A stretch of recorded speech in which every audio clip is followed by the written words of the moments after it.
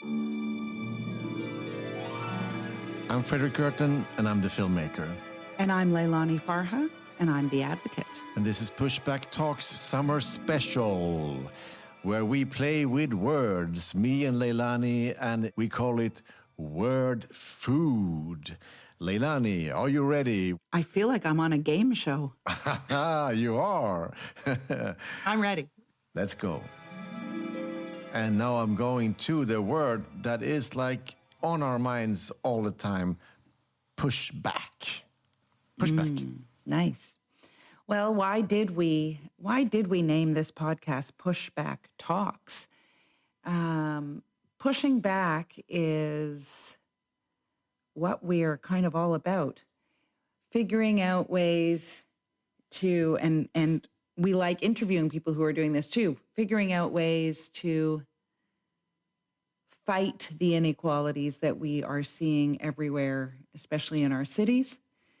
And people are doing amazing things to claim their rights, claim space, to claim equality. They are pushing back. Things like taking to the streets. I mean, I really love a good protest, I have to say that. It's good on so many levels. Personally, it ends up being good. You get to yell and scream and chant or dance and sing and all sorts of things. You meet cool people, always. It's quite often a good vibe at protests.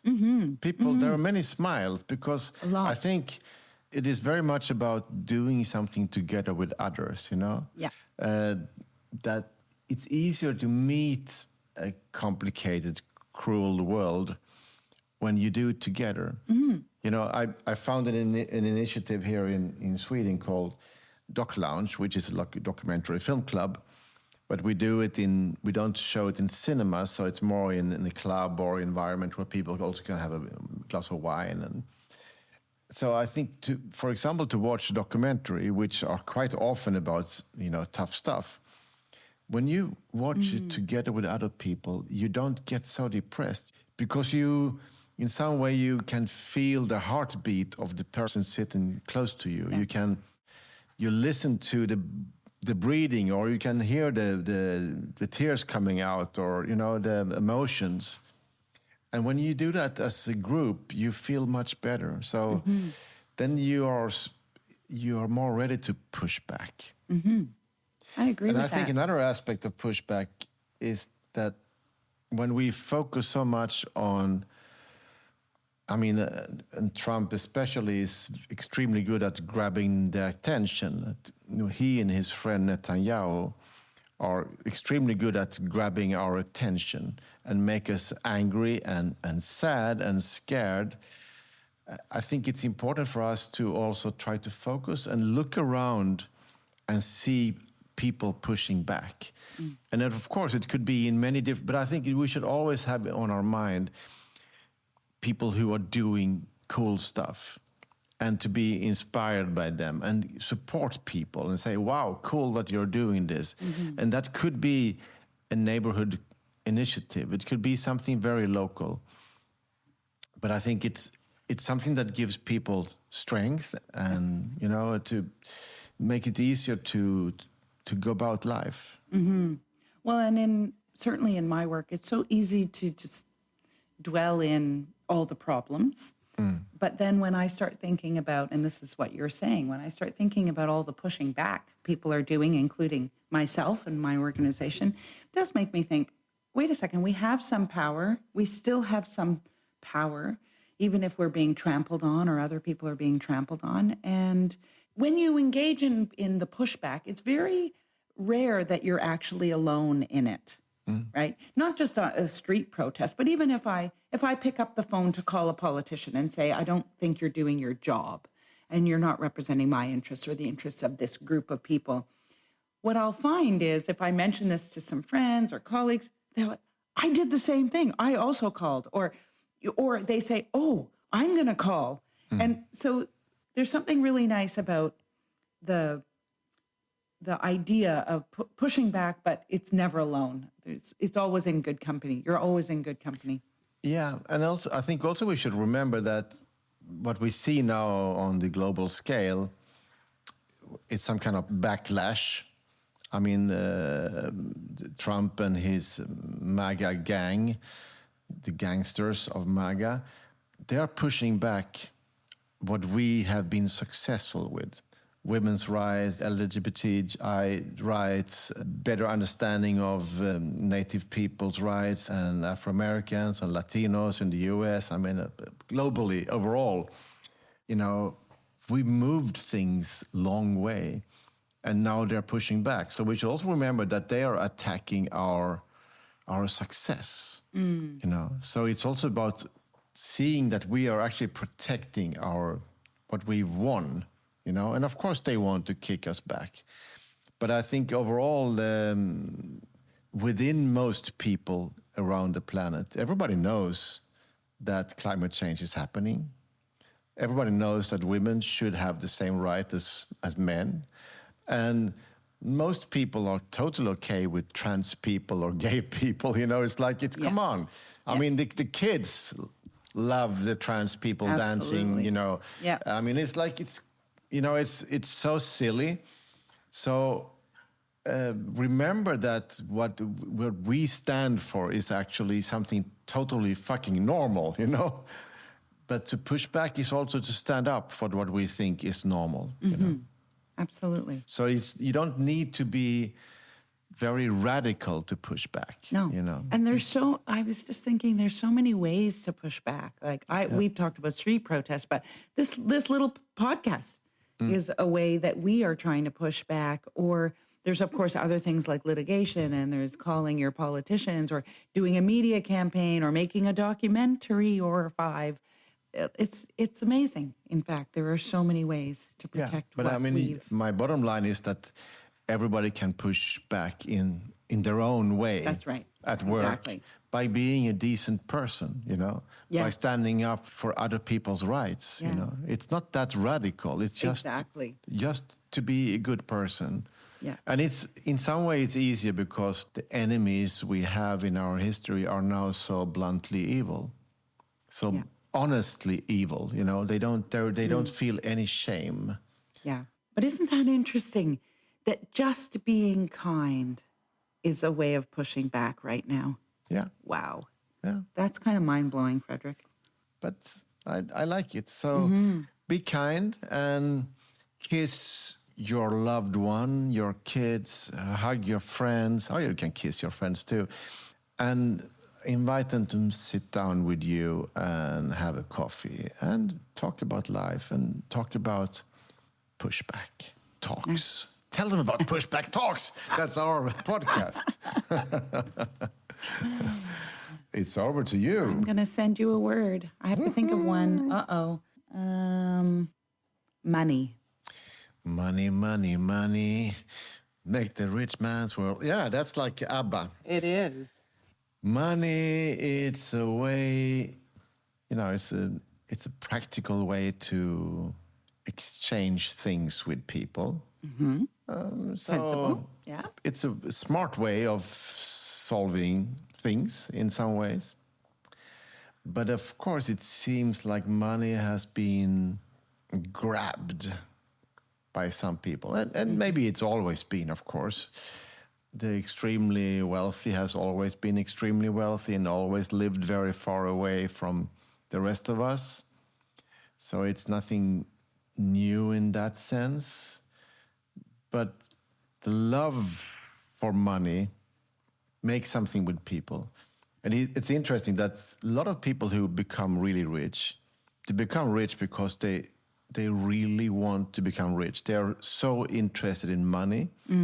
So they would never go for an artistic career or something like that. Yeah. Or something stupid. They would never become a human rights lawyer, So it's almost like, in some way, a choice. Of course, not everybody can choose it. It's much easier if you already have money. So if you come from wealth, it's quite probable that you can stay wealthy. So it is wealth is like, it's kind of inherited. Most money is inherited. And in a country like Sweden, you can trace it back hundreds of years. I can imagine. To families who once got some land by the king because they fought in a war somewhere, or, you know. So it's like it's basically at one time stolen from people, you know. I mean, I go to Russia, the oligarchs, they got rich because they stole wealth from the country, you know. And Trump he came from money. So, I mean, you can see that a lot. But also this, like, a love of money is very important. And then you can do whatever to get there. And money seems to beget money. The more money you have, the more money you can get. The more money you have, the more money you can get. Yeah, and it goes on and on. It's also the silliness of who has most, who's the richest person on the planet, who is the blah, blah, blah. And that's important. For some people, it's important to be that one, you know. And they already have more money that they can spend forever, you know. So it's not about, oh, I need to buy a new yacht, because they can already buy 10, you know. So it's a very silly game. And I think it's interesting when I meet super rich people, I find out that they don't read many books. They don't watch many films. They are not really interesting.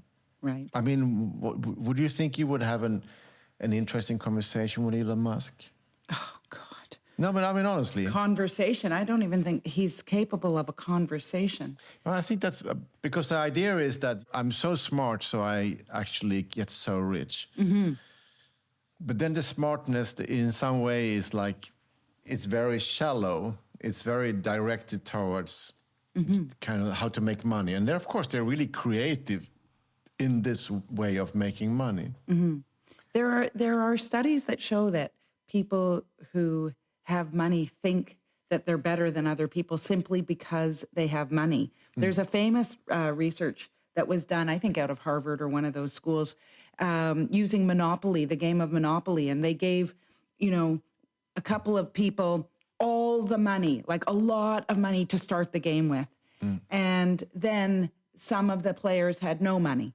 And then when the players with all the money won the game, they talked about themselves as having been so smart and strategic, and like they were really like the best player, when really they just had all the money, right? Yeah, and that's interesting because it's, even if you have all the money, you still have to act, you still have to do something. So you can get the feeling of that you're actually moving in the right way to make things happening for you. Yeah. And so of course they also struggle, but they have very poor abilities to understand how other people struggle, people who don't have any money at all. But of course, I mean, it's easy to agree that money has replaced God in many ways. And that is a problem. So we should make money less important. And of course, it's not a problem if somebody's done something amazing. An artist made a hit that sells a lot of records. And I'm not against people making money, you know. No. It's like that's not a thing. But we've talked about that, and your friend Mazzucato, you know, the Italian-American writer. Mariana, yeah. She says that almost all successful companies on the planet who make money, they base their wealth on public-funded research. You know, so exactly. So, I mean, we can now see when Trump is trying to take away funds to Harvard. So, okay, a lot of the success stories coming out of Harvard and then starting up to become big corporations have all been funded by public money in the beginning. And that goes certainly for a country like Sweden or the UK or France or whatever. Yeah. The public money is more willing to take risks. Yeah. And then, of course, then if you have loads of money, please share. You know, please share. Pay your taxes. Pay your taxes. And there is actually a movement now of millionaires and billionaires who want to pay taxes. And a salute to them. Yeah. Speaking of money, I have to run to a meeting with one of the Shifts, my organization's funders. So...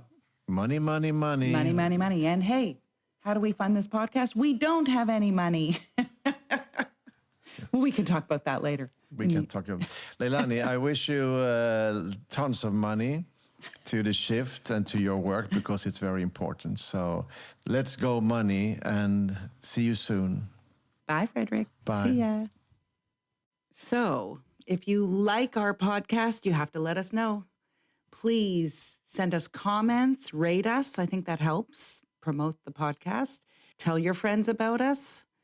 We need more listeners, and we need a little bit of love too. Love can come in the form of money. If you want to give us a little money every month, you can go to patreon.com, look for Pushback Talks. Every euro, every pound, every dollar buys Fredrik a cortado. No, it helps us produce the podcast. Otherwise, that's great. We do it for free. See you. Bye. Bye.